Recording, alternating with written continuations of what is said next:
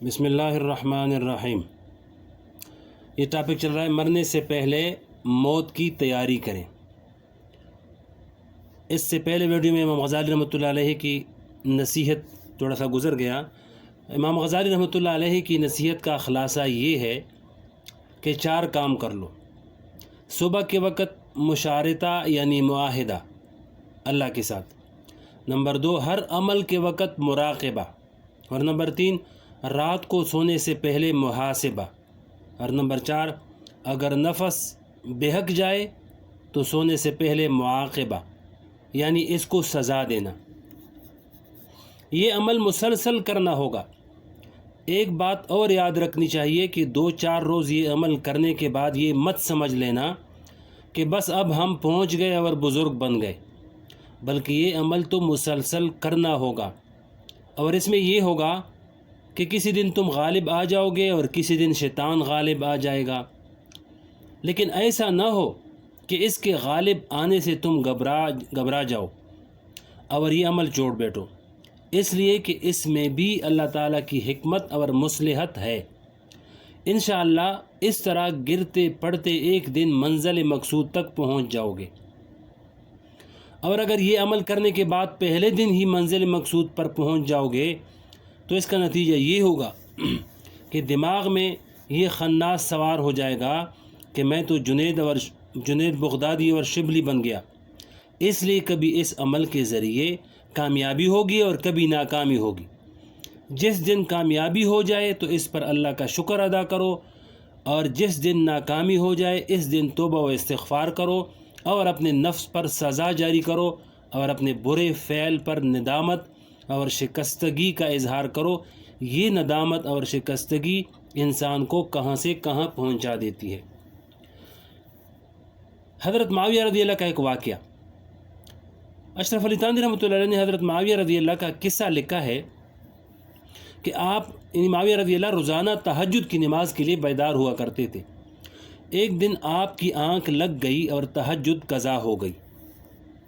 सारा दिन रोते रोते गुजार दिया और तौबा व इस्तिग़फ़ार की कि या अल्लाह आज मेरी तहज्जुद का नागा हो गया। अगली रात जब सोए तो तहज्जुद के वक्त एक शख्स आया और आपको तहज्जुद के लिए बेदार किया। आपने बेदार होकर देखा कि ये बेदार करने वाला शख्स कोई अजनबी मालूम होता है। आपने पूछा कि तुम कौन हो? इसने कहा कि मैं इबलीस हूँ, यानी शैतान हूँ। हज़रत मुआविया रज़ियल्लाहु ने फरमाया कि अगर तू इबलीस है तो तहज्जुद की नमाज के लिए उठाने से तुझे क्या गरज? वो शैतान कहने लगा, बस आप उठ जाइए और तहज्जुद पढ़ लीजिए। हज़रत मुआविया रज़ियल्लाहु ने फरमाया कि तुम तो तहज्जुद से रोकने वाले हो, तुम उठाने वाले कैसे बन गए हो?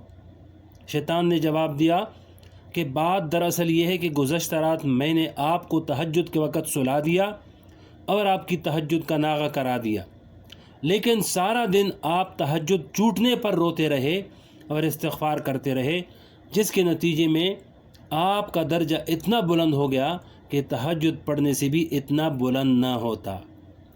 इससे अच्छा तो ये था कि आप तहज्जुद ही पढ़ लेते। इसलिए आज मैं ख़ुद आपको तहज्जुद के लिए उठाने आया हूँ ताकि आपका दर्जा मज़ीद बुलंद ना हो जाए।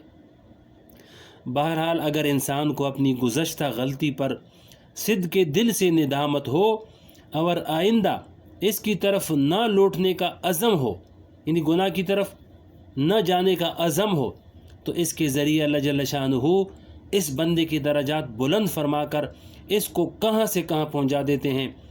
हमारे हज़रत डॉक्टर अब्दुल हई साहब रहमतुल्लाह अलैह फरमाया करते थे कि जब कोई बंदा गलती के बाद अल्लाह ताला की तरफ रुजू करता है और माफ़ी मांगता है तो अल्लाह जल्ल शानुहु इस बंदे से फरमाते हैं कि तुझसे जो ये गलती हुई, इस गलती ने तुम्हें हमारी सत्तारी, हमारी गफ़ारी और हमारी रहमत का मुवर्रिद बना दिया, और ये गलती भी तुम्हारे हक़ में फ़ायदा मंद बन गई।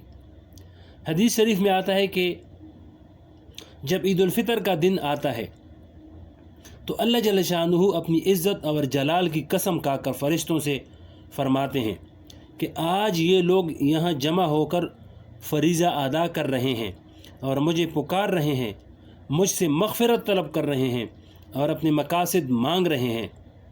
میری عزت اور جلال اور میرے جلال کی قسم میں ضرور آج ان کی دعائیں قبول کروں گا اور ان کی برائیوں اور گناہوں کو بھی حسنات اور نیکیوں میں تبدیل کر دوں گا۔ اب سوال پیدا ہوتا ہے کہ یہ گناہ اور یہ برائیاں کس طرح نیکیوں میں تبدیل ہو جائیں گی؟ اس کا جواب یہ ہے کہ جب کسی انسان سے غفلت اور نادانی سے ایک گناہ سرزد ہو گیا اور اس کے بعد وہ ندامت اور افسوس کے ساتھ اللہ جل شانہ کی طرف رجوع کرتا ہے اور اللہ جل شانہ کو پکارتا ہے یا اللہ غفلت اور نادانی سے یہ گناہ ہو گیا، معاف فرما دیجیے، تو اللہ جل شانہ اس کی ندامت کی وجہ سے نہ صرف یہ کہ گناہ معاف فرما دیتے ہیں بلکہ اس کی بدولت اس کے درجات بھی بلند فرما دیتے ہیں، اور اس طرح وہ گناہ بھی درجات کی بلندی کا سبب بن جاتا ہے اور اس کے حق میں خیر بن جاتا ہے، جیسے کہ قرآن کریم میں فرمایا فَأُولَٰئِكَ يُبَدِّلُ اللَّهُ سَيِّئَاتِهِمْ حَسَنَاتٍ، یعنی اللہ جل شانہ ان کی گناہوں کو نیکیوں میں تبدیل فرما دیتے ہیں۔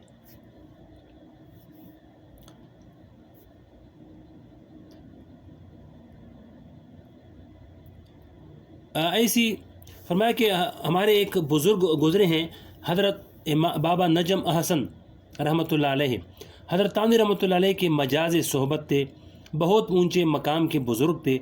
وہ شعر بھی کہا کرتے تھے، ان کا ایک شعر مجھے بہت پسند ہے اور بار بار یاد آتا ہے، وہ یہ کہ دولتیں مل گئی ہیں آہوں کی، دولتیں مل گئی ہیں آہوں کی، ایسی تیسی میرے گناہوں کی۔ یعنی جب اللہ تعالیٰ نے ہمیں گناہوں پر ندامت اور عجز و نیاز اور آہ و بقا عطا فرما دیا اور ہم دعا بھی کر رہے ہیں کہ اللہ میرے اس گناہ کو معاف فرما دیجئے، مجھ سے غلطی ہو گئی، تو اب گناہ کچھ نقصان نہیں پہنچا سکتے۔ یہ گناہ بھی اللہ تعالیٰ کی تخلیق ہے اور اللہ تعالیٰ کی کوئی چیز حکمت سے خالی پیدا نہیں کی، اللہ تعالیٰ نے کوئی چیز حکمت سے خالی پیدا نہیں کی، لہذا گناہ کے پیدا کرنے میں بھی حکمت اور مصلحت ہے۔ وہ یہ کہ گناہ ہو جانے کے بعد جب توبہ کرو گے اور ندامت کے ساتھ آہ و بقا کرو گے اور آئندہ گناہ نہ کرنے کا عزم کرو گے تو اس توبہ کے نتیجے میں اللہ جل شانہ تمہیں کہاں سے کہاں پہنچا دیتے ہیں۔ آگے تھوڑی سی اور تفصیل ہے، نفس سے زندگی بھر لڑائی، تو اگلے ویڈیو میں انشاءاللہ سنائیں گے۔